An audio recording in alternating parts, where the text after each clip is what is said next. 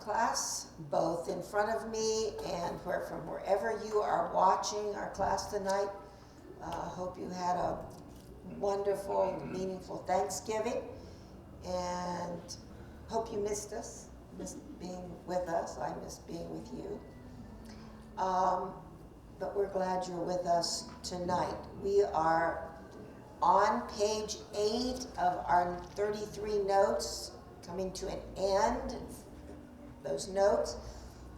And we have been following the tribes. This is kind of with an overview, not real specific yet, but so we're talking about some of the things that we see that give us breadcrumbs and signs that where these tribes have been. So tonight I want to pick up at 33 on page 8 and talk about the Scythian and Celtic art. Now we know that Celtic art would have been found in the area of the United Kingdom, Britain, Scotland, Ireland, coming from Europe in there. And then the Scythian further east and south as they moved across Europe. So they were fundamentally the same, so the same type of art form among the Scythians and the Celtic from the borders of China. Okay, so that's pretty far east, where certain of the Sakai harassed the Chinese frontiers for several centuries to the British Isles. So if you want to look at your migration maps and look from China all the way to Britain, you're looking and seeing a big swath of land. And yet, if you will look at the art, it's in the same style, in the same form. So this animal art style links the wandering Israelites together because they look the same. Now, Celtic art styles assumed the Scythian influence in the 5th and 6th centuries BC. Okay, so that'd be in the 6th and it would be the 600s, 500, 600, 700s. As the Sumerians, that's Sumerians migrated from Asia Minor into Europe to link with their early Celtic relatives. And the one thing you'll hear me repeat over and over again is that the tribes migrated at different times to different places. So in other words, so by the time people got here, they did not even know they were related, but they were relatives. Now, art history gives us another piece of evidence regarding the migration paths of the tribes of the northern kingdom of Israel. So we've looked at names. We have looked at languages and archaeology, but now we're going to look at art history. So the names, the languages, the archaeology, and art history of the descendants of the so-called lost tribes, they are not lost today, and they have never been lost to God. He has known where they were all along, and it was his plan. He told them, I'm going to scatter you among the nations. So because of all these things, we can follow them through time. And here's why we're doing this. Someone said, well, why are we looking at the tribes? Well, number one, too many people have called them lost. And there have been a great deal of ridiculous things said about the lost tribes. And if you go online, and look up lost tribes. Be very careful because there's a great deal of nutty stuff on the internet about the lost tribes. But we're doing it because this was God's plan. And so we can then observe God's hand in bringing them to the new homelands and nations that he had promised to Abraham. So if we go back to Genesis chapter 17, the book of beginnings,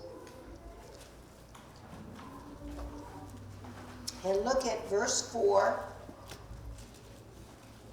he said, "As for me, behold, my covenant is with you, and you shall be a father of many goyim, many nations." And then verse 6, "I will make you exceedingly fruitful, and I will make nations of you, and kings shall come from you." And by the way, how many children did Abraham have when God said this to him? None. None of promise. He had Ishmael, but none by Sarah. He's all, "I will make of you nations." It's like, oh, but guess what? Here we are, sitting in 2022, and we know what? We know what happened. And by the way, it's still happening. We know that Abraham is still having descendants. Yes. Remember when you were at camp? I know we sang that. I think every camp sings this. But at Camp Trinity, we did all the time. Father Abraham had many sons. Well, guess what? Now we're looking into that. And his sons had Father Abraham. How many remember singing this part of it? "And I am one of them, and so are you." Some people didn't realize what they were singing. So people often ignore the evidence that points to God and his work with mankind. Please hear what I'm going to say. If you get nothing else from this, and I think there's going to be a great deal you're going to get as we move on, but if the only thing you get from this is that you are somebody going somewhere, and God's going to make sure you get to where you need to be. And he's going to complete the work that he has begun in you. God is at work with mankind. We are not nobody's going nowhere. We are somebody's going somewhere. So as we began our study of Romans, which was a long, long, long time ago, remember we looked at general revelation? Remember the chart? I know it's been a long time ago. And we said that it was God's revelation of himself through creation. That was the general revelation. But there was also special revelation. God's special revelation is God's revelation of himself through Scripture. So true wisdom, and now you'll understand why I gave the preface before class ever started. True wisdom starts with the Word of God and goes from there. It's not a matter of finding things and saying, "Oh, wow, this thing proves the Word. This thing aligns with," no. The word aligns with what we're finding. No, what we're finding aligns with the Word. The Word is the truth. So I don't need stuff to prove the Word. It's just kind of neat when you find stuff and say, the Word always said that would be there. So, any questions or comments from 33 notes? Okay, we're going to begin our 34 notes. And if you are watching from home, if you will check where you are watching and you can click those notes and print them out. Because now we're going to look at Jews, Yehudites.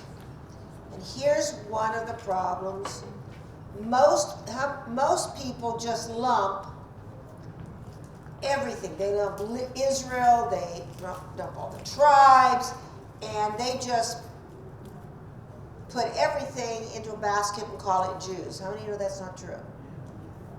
Right. Abraham was not a Jew. Now, there are groups of people who call Abraham father. And they do. And it's, by the way, the children of Israel were descendants of Abraham. But not all, but the children of Israel were not even called Jews yet. We're not Jews. They were Israel. And they were called the children of Israel because they came from the loins of Jacob, and God changed Jacob's name to Israel. So Abraham had descendants who were not Jews. So this is why we need to look at this. So the term Jew, our English word Jew, originates from the biblical Hebrew word Yehudi, or Yehudahite. And here's where we need to be very clear in our terminology. In its original meaning, so in the original word of Yehudi or Yehudite, this word refers to the people of the tribe of Judah. And that should be and or, not just and or. It should be and or, the people of the southern kingdom of Judah. Now, within the southern kingdom of Judah, you had the tribe, obviously, of Judah, and you had the tribe of Benjamin. You had, obviously, a partial of the tribe of Levi, because remember, there were Levitical cities dotted all throughout the kingdom of Israel, the United Kingdom of Israel. You also had the tribe of Simeon, which was within Judah, the land allotment of Judah. Obviously, during the time of the separation of the kingdoms, you had some migration from the north to the south. So originally the term Yehud referred only to members of the tribe of Judah. Then after this destruction of the northern kingdom of Israel, which is sometimes called Samaria, sometimes you'll hear it called Ephraim, because Ephraim was the primary, preeminent tribe in the north. So sometimes when you're reading the Old Testament prophetic books, it will say to Ephraim. That isn't just saying to Ephraim, that's saying, say to the northern kingdom of Israel. The term after that, after the division of the kingdom, the term Yehudi was applied to anyone from the kingdom of Judah, which would have included the tribes of Judah, Benjamin, and Levi, as well as scattered groups of other tribes who had remained in the kingdom of Judah after the split of the kingdom of Israel. Okay? They remained there, or had migrated to the kingdom of Judah during times of revival in Jerusalem. And you will read in the prophetic books that when there were times of revival, it will name people from certain northern tribes. And it says, and they fell to him, the king of Judah. And for example, when there was revival during King Asa, there were people from the north that fell to him in loyalty to him. Why? Because they knew God was moving in the kingdom at that time. So Jerusalem was conquered by the Babylonian Empire in 586 BC. The two dates that I feel that you really should put in your memory is the fall of the northern kingdom of Israel in 722 BC and the fall of Jerusalem in 586 BC. Because it's very important that when certain things happen, you know where they're falling. Are they falling before there was a divided kingdom? That would have been early. Are they happening after the fall of Israel or after the fall of Jerusalem? Now, and I'm really covering many years as we go from note to note. But Nebuchadnezzar destroyed Solomon's temple, came in 586, and exiled the Jews. So we're talking about those people from the southern kingdom of Judah to Babylon, to come to Babylon. So there was still, obviously the land was still there, and Babylonian Judah suffered a steep decline in both economy and population, because the majority of the population was exiled to Babylon. And the first thing they took, and you can connect some dots with this, the first thing that they took were youth who were very educated, talented, and we know they took Daniel. Daniel was taken early on, probably around 606 BC. So that was before the destruction of Jerusalem. Exiled them to Babylon, trained them, and remember, they wanted them to be trained in Babylonian ways, Chaldean ways, wanted them to eat the king's food, wanted to do that, and they said, no, we can't do that. So Jerusalem, while not totally abandoned, was much smaller than it had been prior to the destruction by Nebuchadnezzar. The town of Mizpah in the region of Benjamin was in a relatively unscathed area in the north of Judah. And it became the capital of the new Babylonian province of Yehudi Medinata.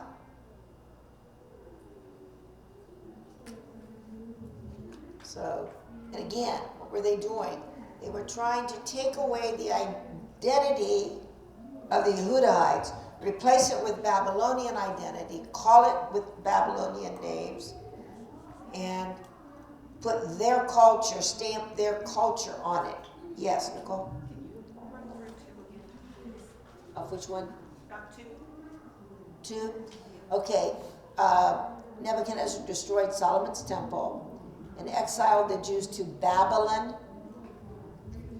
And then Babylonian Judah suffered a steep decline in both economy and population. There should have been two blanks there, and unfortunately there was only one, but it's economy and population. So obviously, if you take a people's intelligentsia, if you take their educated people and their talented people and you take them to Babylon, that's going to cut a big chunk out of economy and everything else. And then the population is obviously going to go down, because why? You are taking many of the people and you're taking them to Babylon. Okay. So the Babylonian conquest entailed not only the destruction of Jerusalem, and Jerusalem was destroyed. The walls were broken down, and it was pretty much devastated. So, but not only did they destroy Jerusalem, the temple, but it was the ruination of the entire infrastructure which had sustained Judah for centuries, hundreds of years. It was all gone. And you can kind of get a picture of how devastating it is when you read about Nehemiah coming back to Jerusalem to rebuild the walls. There was nothing, no protection, nothing. and the devastation of having to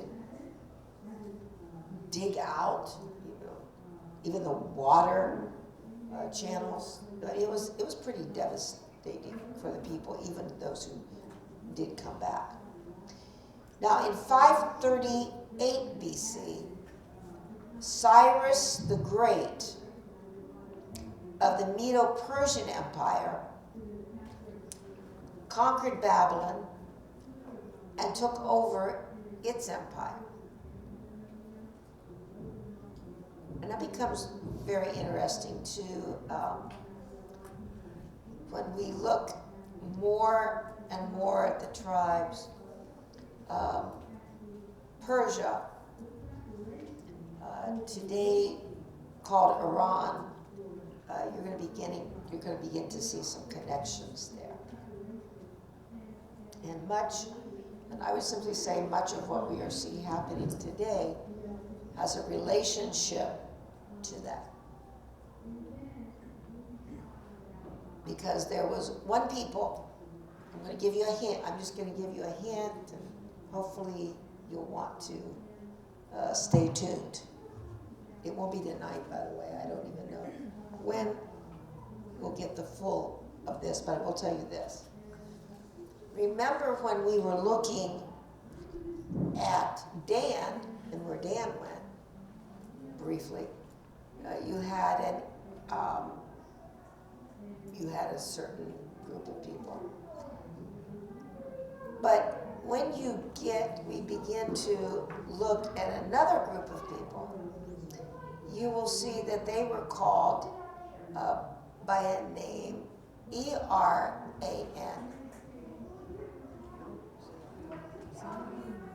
And if you know a little bit about language progression, in some areas they were called Aaron, E-R-A-N. In other areas they were called, you guessed it, I-R-A-N. Be careful who you hate. It might be your brother. Just a word of caution. So, the kingdom of Judah remained a province of the Persian Empire until 332 BC. So you're seeing that for over 200 years. So according to the Bible, Cyrus issued a decree granting subjugated nations their freedom. Kind of seems like there's a history of people being granted freedom by the king of Persia.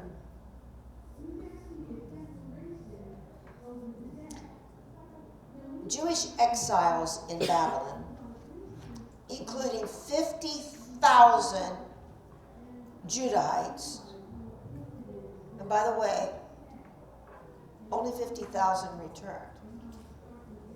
Far more than that was exiled to Babylon.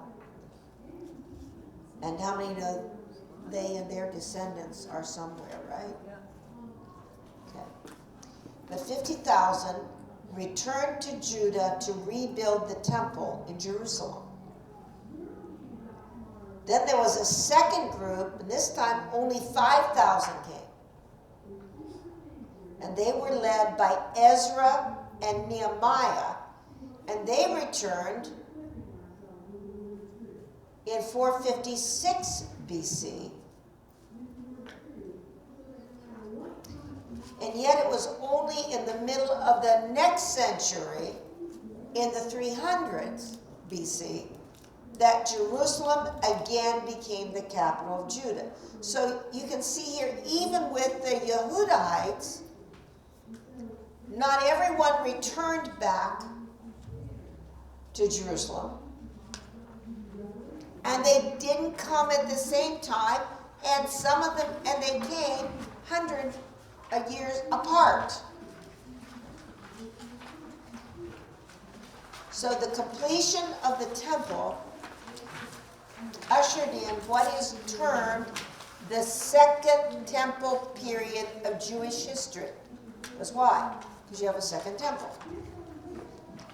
And it lasted approximately 600 years until the temple's destruction by the Romans in 70 AD. So for 600 years, you had what is termed the Second Temple period. Now, the 2nd century, so now saw 2 Jewish revolts. So I have covered hundreds of years in the last 2 questions. So the 2nd century, which obviously would be the 100s, you had 2 Jewish revolts against Roman rule. The Kitos War was in 115 to 117 AD.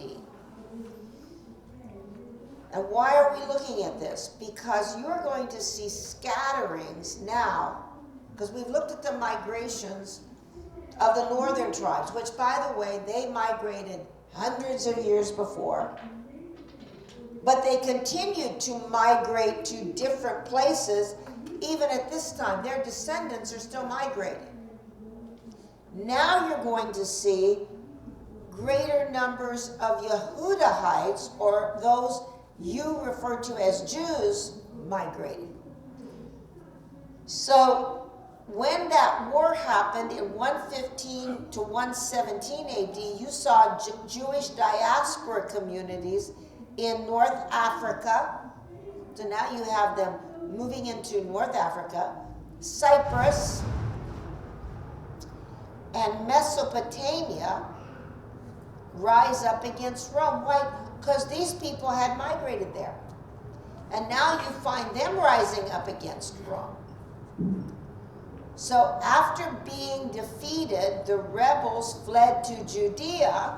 So they've come there. So now their descendants, after these wars, come back, and they're back in Judea.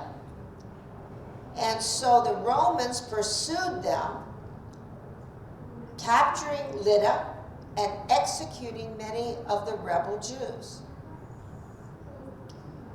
So in the aftermath of the war, Jewish diaspora communities, those are people, diaspora means those who are scattered, spread. But it means not. If you're in the diaspora, you're anywhere other than Jerusalem. Or today, the Jews who are called in the diaspora are anyone who's not living in Israel.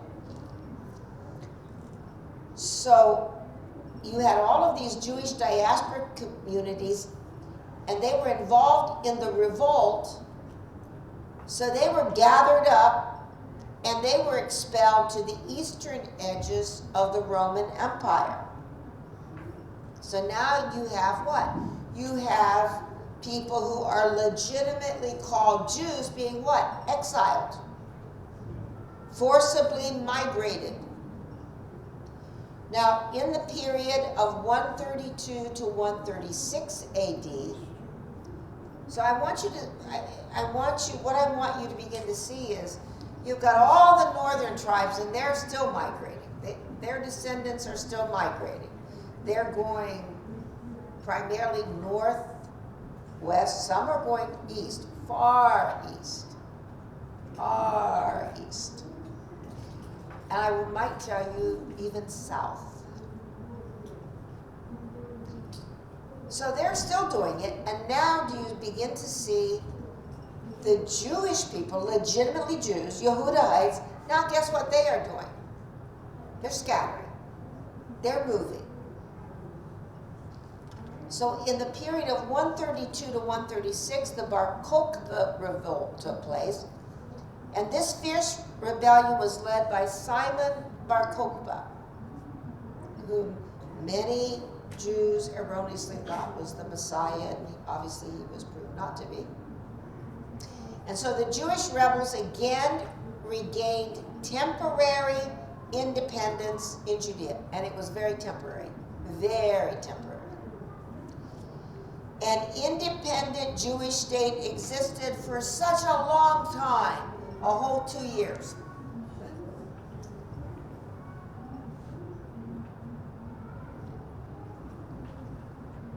And then the Emperor Hadrian ultimately crushed the rebellion, ravaged Judea. 580,000 Jews were killed. 50 fortified towns. So these would have been towns that had walls and protection. 50 fortified towns were destroyed, and 985 villages were totally destroyed. So you can kind of picture the devastation in the land at that time.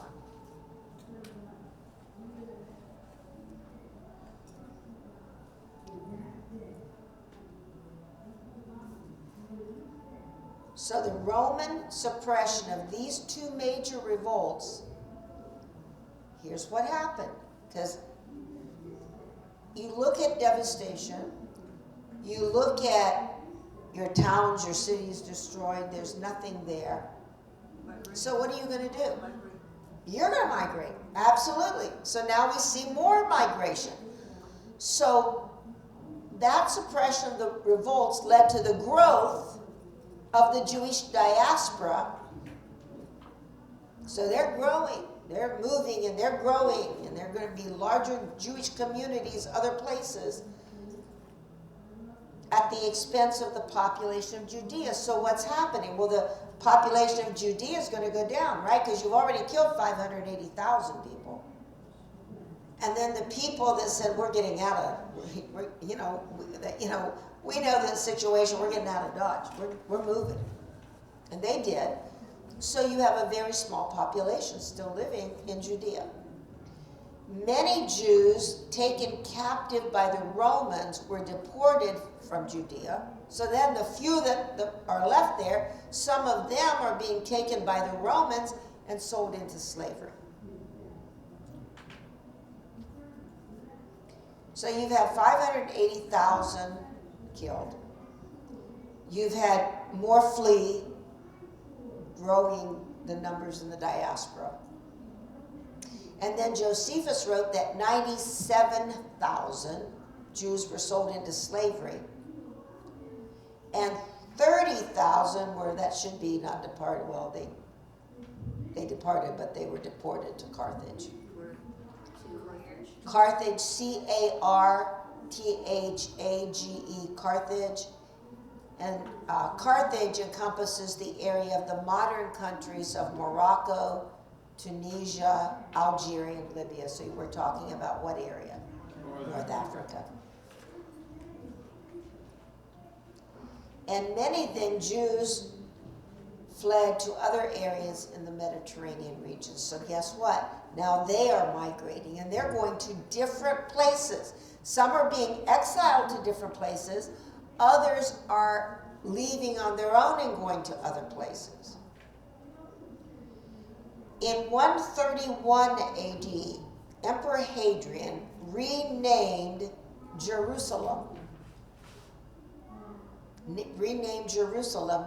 Aelia Capitolina. And they needed something very egregious to the Jewish mentality. He constructed a temple of Jupiter, false god. And he constructed this temple on the site of the former Jewish temple. So you can imagine what that did to the sensibilities of the few remaining Jews still living there. Jews were banned from Jerusalem then. Now, you've been around me for very long. You know I raged about the term Palestine. First of all, it goes all the way back to the Philistines the arch enemy of the Israelites. And there was never, read my lips, there was never a nation called Palestine. Now hang with me, I'm going to tell you where this came from. There has never been a country, Palestine. There has never been a people called Palestinians. They've just named themselves that. Anyone who calls themselves a Palestinian today is an Arab who comes from one of the Arab countries. There is no such thing as a Palestinian. Here's where it came from.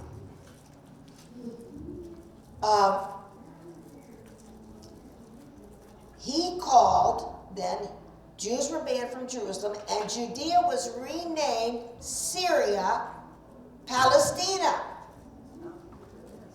And it was done deliberately to basically poke his finger in the eyes of Jewish people by saying, I'm going to call the place by the name of your enemy.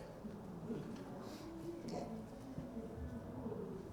And believe me, Palestinians are still the enemies today. But guess what? They don't even know who they are. They one day will. And that's where we get Palestine in English. The economic disruption and high taxation due to the civil wars in the Roman Empire during the 3rd century, now we're moving even further, caused many Jews to migrate from the land of Israel, freely by the way, by choice they did this, to Babylon. So they said, hey, we stay here, we're going to be killed by the taxation. We can't get above anything, and we need to get out from underneath this taxation. So they migrated from the land of Israel to Babylon, because Babylon at that time was under the still under the more tolerant Persian Empire. How things change. How many heard what I just said? They migrated to Babylon because it was under the more tolerant Persian Empire.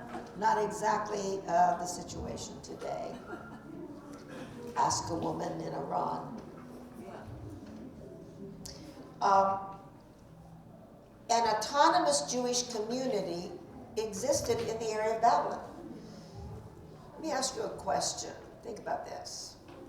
When I say autonomous, that means they were self-ruling, self-governing Jewish community in Babylon. And so the Jews that migrated from what was the land of Israel, they migrated to Babylon because there was already an autonomous Jewish community there. Who do you think those autonomous Jewish people were? Probably generations after generations after generations of those who did not leave Babylon, but continued to stay in Babylon, did not come back to rebuild the temple, did not come back to rebuild the walls. They had made lives for themselves in Babylon. Many of them, remember, some of the great talented and educated individuals who were taken into Babylon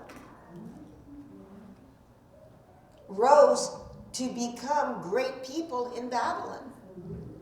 Remember, Daniel had a high position. There were other Jewish people who had high positions in Babylon, and certainly in the Medo-Persian Empire when the Persians took over. And of course, they're controlling the area of Babylon. So the migrating Jews then were lured there by the promise of economic prosperity. Hey, we're doing okay here. Join us here. and the ability to lead a full Jewish life there. They were autonomous. They were allowed to worship the way they wanted to do. So they had religious freedom. So they migrated there. Any questions about that period? We're covering hundreds of years rapidly. And I said this is kind of an overview. Number 4. Number 4. I mean, okay. Okay. Now, when you say number 4, do you mean the note number 4? Yes. Okay. Note number 4. The first answer. Province. Yeah, province. The kingdom of Judah remained a province of the Persian Empire. According to the Bible, Cyrus issued a decree granting subjugated nations their freedom. So you begin to see what's happening here. So Jewish exiles in Babylon, including 50,000 Judahites under Zerubbabel, then were allowed to return to Judah to rebuild the temple. But remember, Daniel had told the people, he said, the captivity is going to end. You need to prepare yourselves to go back. But not all of them did. What's the last answer on number 7, please? Okay, do you need any more on 4? Anyone need any more on 4? Okay, so I'm moving to 7. Okay. And last answer on 7, Mediterranean region, the Mediterranean Sea region. I want to stop here because I said many Jews, these were legitimate Jews, they are Yehudites. They fled to other areas in the Mediterranean region. Let me ask you this question. Who had been in the Mediterranean region for a long, long time before they got there? Members of the northern tribes of Israel who had gone from Troy into the Isles in the Mediterranean to Iberia. So, and this is what I want you to see. This has been God's plan. He said, I'm going to take you and I'm going to scatter you to the nations. Why did God scatter? It was his plan, by the way. It was God's plan to scatter. Because it was his plan that they would be the fullness of the nations. The pleroma of the Goyim. And because of that scattering, something happened. And I'm just going to say this, if you've ever wondered, why is it there are certain peoples who have been so quick to receive the gospel? And the migration, we're in the first century. In the first century. And I would say, after the resurrection, ascension of Jesus, we know that there was a persecution. There was a persecution that happened in Jerusalem. And guess what? The followers of Jesus, the disciples of Jesus, were scattered. Yeah. They left and they scattered. Among them, Lazarus, Mary, and Martha, Joseph of Arimathea, and Nicodemus. And they took the gospel with them. Oh, there, well, no, I'm getting, because if I get off on these sidebars, but it's very interesting because, and Thomas had a very interesting convert. And we'll get there. At some point, we'll get there.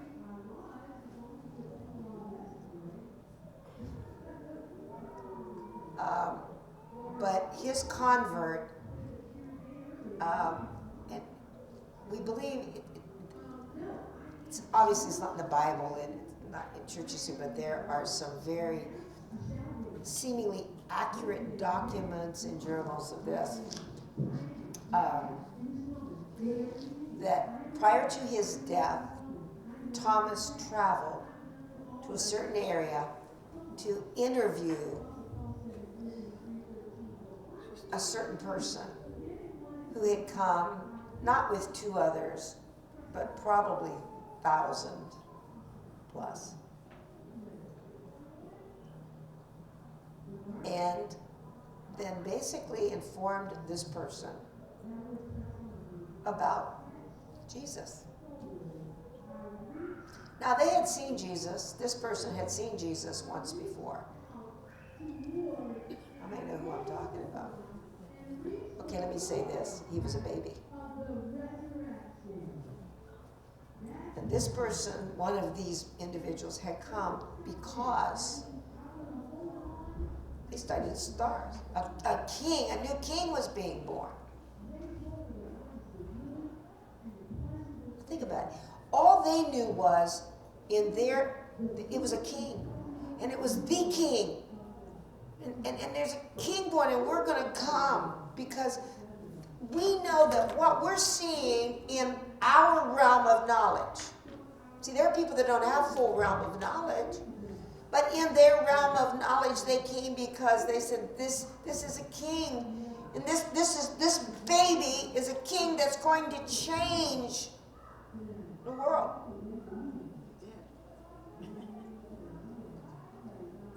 Now think about it. 33 years have passed. They're older, much older, but not so old they're not here anymore.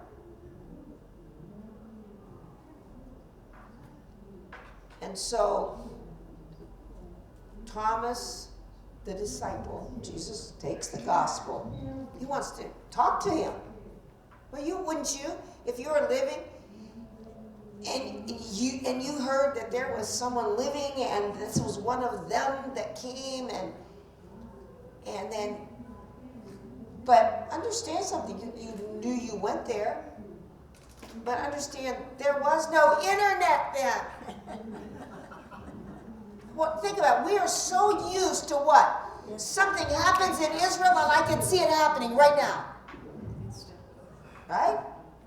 But we don't understand. They had been warned by God in a dream and they had gone back a different way and now they've gone back and done their lives. And all of a sudden, they hear the reality of what they only knew a little glimpse of 33 and a half years before. That was I just wrote it all for you because I shared it. But why am I sharing this with you? Do you understand God's plan is so huge? So huge. And then we have this much of a little crisis and we're all alike. We have this little crisis and we think the world's coming, the sky's falling because I got this little problem. And when you notice God's plan is beyond our even comprehension. He knows our name. God knows your name. Of all the billions and billions of people who have ever lived, He knows your name. He knows right where you are. He knows your situation. And I'm looking even beyond the classroom to you who are watching. He cares. He cares. And He's the one who can do something about your situation. And He wants to. Wants to. This is why we're doing this, that you can see how huge God's plan is. Now, I think I have, I can do 8, and then we're going to have to stop. Yes. Any questions before we go to 8? Oh, I already did it. We went back there for something and then I went We're off. on 10. We're on 10. I'm not gonna do 10 because it starts a whole new period. Thank you. See, you took me back and I'll go off on 7 again and we may do some other thing that you don't know. Was it Sunday that I shared about it had to be Sunday. I talked about the shepherds in Bethlehem. Yes. And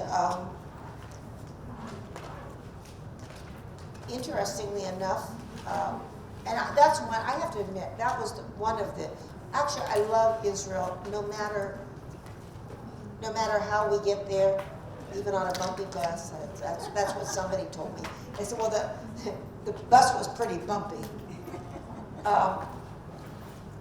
But to go to the shepherd's field and to see more and more that I have, there were things there I had not seen before. But how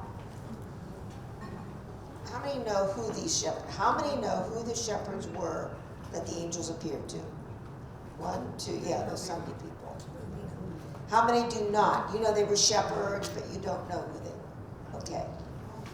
These were the shepherds. The shepherds in Bethlehem were the shepherds who were entrusted with basically herding and being shepherding the lambs, which would be sacrificed the following Passover. Okay. And it was their job. Now, how many, the shepherds are out in the fields and all of a sudden you've got the heavenly host appearing to them. And the heavenly host said, listen, you need to go and look, there's been a baby born. For unto you is given. You, notice what? You.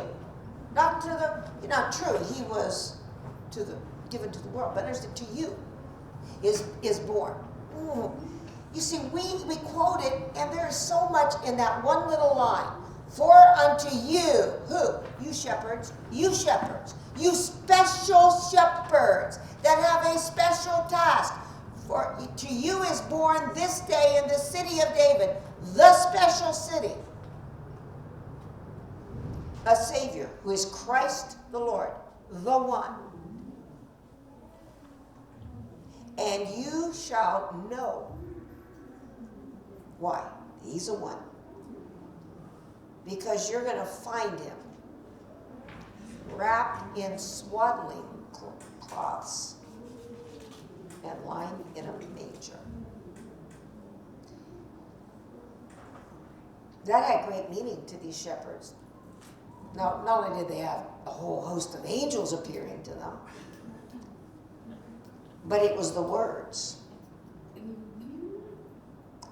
And immediately it said, as the heavenly host departed, they said, let us go now unto Bethlehem and see this thing which has occurred. What was their job? And it was their job because when the lambs were born to these shepherds, the first thing they did as that lamb was born to immediately wrap them in swaddling cloths so they could examine them. And where did they do that examining? In the manger, the feeding trough, because that's the place where you can lay the lamb, wrap it in swaddling cloths, and say, that's right, this is a perfect lamb. Perfect lamb. It wasn't any shepherds. It was certain shepherds. There were certain shepherds out in the fields. That was a part of God's plan. Nothing caught God by surprise. Oh, I could go into it, the whole thing with Herod, that's another thing. But I'm not going to, because that's not, I am really good going off down rabbit trails, and I'm not going to do that. But do you understand how precious that is? And one thing I learned, I want to keep learning. Anybody with me, you want to just keep learning and learning? I learned something that I kind of knew it, but never really had grasped it. And that, but I didn't know this aspect. I knew that's how they carried the lambs. But they would carry the lambs on their shoulders from Bethlehem to Jerusalem, but they could only carry one at a time. It is a few miles from Bethlehem to Jerusalem. And they'd carry one lamb at a time. And then they would go to the sheep pools. Why? For the same reason. They had to be. But they carried them. I mean, can you imagine if you didn't carry the lamb on your shoulder, you would be at the sheep pools for a lot longer, right? Because they're going to pick up everything along the way from, but no, you carried them on your shoulders to keep them clean. I just want you to know something. When the times get tough, when the times get rough, anybody have any rough times sometimes? Remember the story of the footprints? He said, well, I remember that time, Lord. I see your footprints and my footprints. You were right with me. But now that I'm in the deepest, most horrible time of my life, there's only one set of footprints. Where are you? That's the time he was carrying us. And listen, there are a lot of times the Lord carries us.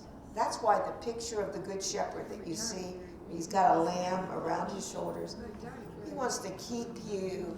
Listen, he knows when there are the things of life that are going to try to attach themselves to you and hinder you in your walk. No, those are the times he takes you. And as a good shepherd, carries you on his shoulders. That's okay. I'm not going to let the dirt of this world get on you. I hope that you're seeing the plan of God, that it is so big. If you're out there and you are watching tonight, please let me know you are watching. If you have questions, if you have a prayer request, we would love to pray with you for whatever your request is. And I would love to hear from you if you would like to give in response to the teaching you are receiving. You can do that. You can do it on our website. If you're local, you can actually bring it in and drop it in the drop box in the lobby of the church. Or you can do it the old-fashioned way, which is a kind of a good way of doing it too. And that is to sit down, put your money in a nice little envelope, or write a check and put an envelope, put a stamp on it, and mail it to the address on the website. But we would love to hear from you. No, we are praying for you. We know that you are out there. We know that you're listening. And we would love to hear if the teaching has been a blessing to you. Have a wonderful rest of the week, and the Lord bless you real good.